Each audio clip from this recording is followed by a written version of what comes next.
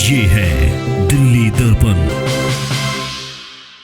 प्रधानमंत्री नरेंद्र मोदी जी को जो अरविंद केजरीवाल जी से और आम आदमी पार्टी से डर लगता है, उसका सबूत उन्होंने देश के सामने रख दिया।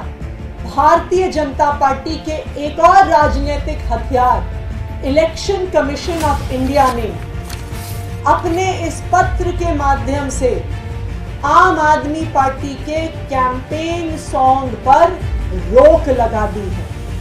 वो इलेक्शन कमीशन ऑफ इंडिया जिसको भारतीय जनता पार्टी की जो रोज आचार संहिता की धज्जियां उड़ाई जाती हैं उनके द्वारा वो नहीं दिखती हैं, लेकिन आम आदमी पार्टी के नेता सांस तक ले लेते हैं तो उनको ऐसे नोटिस आ जाते हैं कि आज भारतीय जनता पार्टी पूरी तरह एक तानाशाही के लक्षण दिखा रही है। आज एक बार फिर भारतीय जनता पार्टी ने अपनी तानाशाही का सबूत देश के सामने रख दिया है। आज एक बार फिर भारतीय जनता पार्टी और प्रधानमंत्री नरेंद्र मोदी जी को जो अरविंद केजरीवाल जी से और आम आदमी पार्टी से डर लगता है, उसका सबूत उन्होंने देश के सामने रख दिया।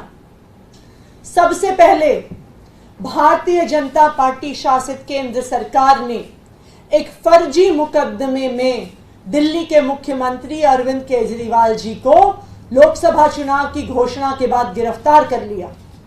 इसलिए गिरफ्तार कर लिया कि अरविंद केजरीवाल जी लोकसभा के चुनाव में प्रचार ना कर सके।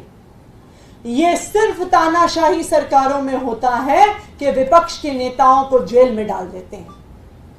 तानाशाही सरकारों में यह भी दूसरा लक्षण होता है कि विपक्षी पार्टियों को प्रचार करने से रोका जाता है। और आज यही हुआ है। भारतीय जनता पार्टी के एक और राजनीतिक हथियार इलेक्शन कमीशन ऑफ इंडिया ने अपने इस पत्र के माध्यम से आम आदमी पार्टी के कैंपेन सॉन्ग पर रोक लगा दी है। यह भारत के इतिहास में पहली बार हुआ होगा कि किसी पार्टी के कैंपेन सॉन्ग पर इलेक्शन कमीशन ऑफ इंडिया ने रोक लगाई होगी।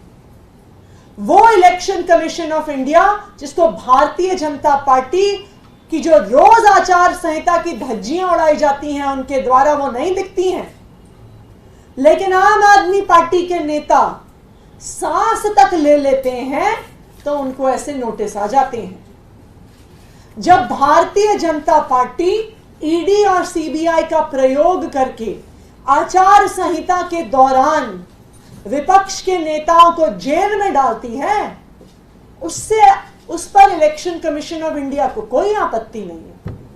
लेकिन जब आम आदमी पार्टी उसको गाने में लिख देती है, उस पर इलेक्शन कमीशन ऑफ इंडिया को बहुत आपत्ति है।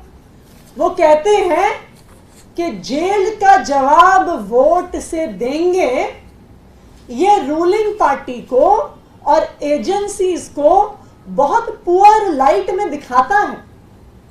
आप सीबीआई के हेड को नहीं बदलेंगे, आप ईडी के डायरेक्टर को चुनाव के दौरान नहीं बदलेंगे, आप इनकम टैक्स के डायरेक्टर को, अध्यक्ष को चुनाव के दौरान नहीं बदलेंगे, उनके विपक्ष पर हमले को नहीं रोकेंगे।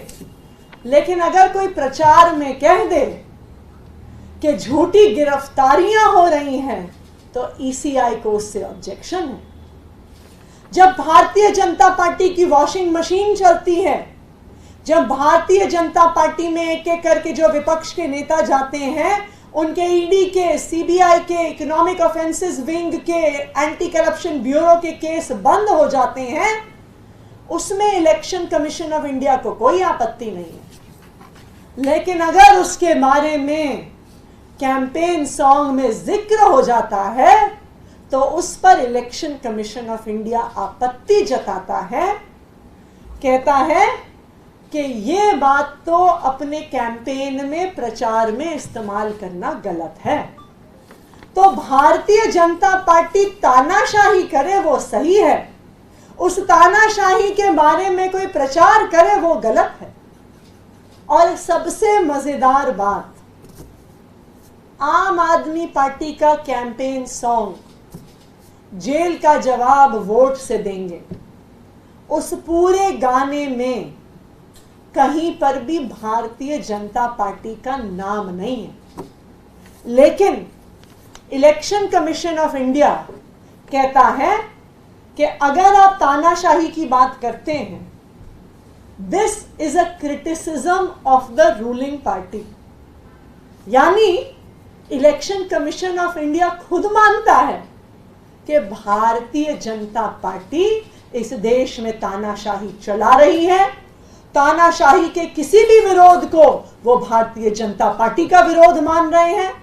तानाशाही की किसी भी बात को वो प्रधानमंत्री नरेंद्र मोदी जी की बात मान रहे हैं, क्योंकि उनको भी पता है कि आज भारतीय जनता पार्टी पूरी तरह एक तानाशाही के लक्षण दिखा रही है।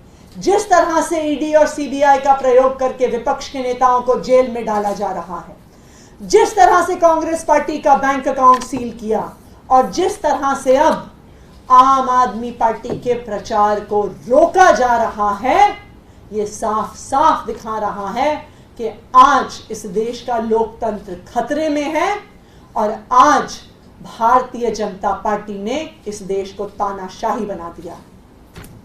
मैं इलेक्शन कमीशन ऑफ इंडिया को ये याद दिलाना चाहूंगी, मैं इलेक्शन कमीशन ऑफ इंडिया के तीनों सदस्यों को ये याद दिलाना चाहूंगी कि आप लोग टीएन शेषन जैसे इलेक्शन कमिश्नर्स के उत्तराधिकारी हैं।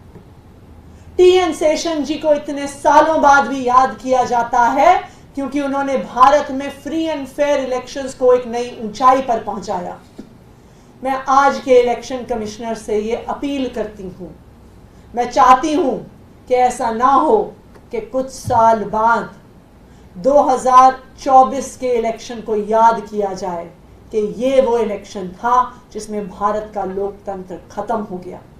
ये वो इलेक्शन था जिसमें election commission of India neutral नहीं रही। ये वो इलेक्शन था जिसमें election commission of India Bharatiya Janata party का एक राजनीतिक हथियार बन गई, और ये वो इलेक्शन था जिसमें भारत का चुनाव पाकिस्तान का चुनाव बन गया। तो मैं इलेक्शन कमीशन ऑफ इंडिया से ये अपील करूंगी कि जो भारतीय जनता पार्टी रोज आचार संहिता की धज्जियां उड़ा रही हैं, उस पर भी ध्यान दीजिए और विपक्ष का प्रचार रोकने का जो आप काम कर रहे हैं उस काम को बंद कीजिए। धन्यवाद। मैम, ये सॉन्ग क्या वापस देने के लिए बोला गया है या फिर उसको क्या शब्द हटाने के लिए बोला गया और एक्शन मतलब क्या होगा? कब तक करना? देखिए, हम इसका जल्द से जल्द जवाब देंगे। हमारे कैंपेन सॉन्ग में कहीं पर भी आचार संहिता का उल्लंघन नहीं है। जब हम अरविंद केजरीवाल की गिरफ्तारी की फोटो दिखाते हैं, वो तो एक फैक्चुअल फोटो है। जब हम मनीष सिसोदिया जी को पुलिस वालों द्वारा उनके साथ राउज एवेन्यू कोर्ट में बदतमीजी होते हुए दिखाते हैं, वो फैक्चुअल वीडियो है। जब हम प्रोटेस्ट कर रहे आम आदमी पार्टी के कार्यकर्ताओं को पुलिस से बर्बरता द्वारा उठाए जाना दिखाते हैं, वो तो फैक्चुअल वीडियो है। क्या अब इलेक्शन कमीशन ऑफ इंडिया चाहता है कि जो सच्चाई है वो देश के सामने ना आए? क्या इलेक्शन कमीशन ऑफ इंडिया चाहता है कि दिल्ली पुलिस की बर्बरता देश के सामने ना आए? क्या इलेक्शन कमीशन ऑफ इंडिया चाहता है कि ईडी और सीबीआई का राजनीतिक प्रयोग देश के सामने ना आए? आप ईडी और सीबीआई को रोको, आप इनकम टैक्स डिपार्टमेंट को रोको, आप दिल्ली पुलिस को रोको, लेकिन जो उनकी सच्चाई उजागर कर रहा है उन पर आप क्यों रोक लगा रहे हैं? Thank you. लेटेस्ट खबरों के लिए सब्सक्राइब करें हमारा YouTube चैनल या फिर लॉग इन करें www.delhidarpantv.com। खबरों की कवरेज और विज्ञापनों के लिए संपर्क करें।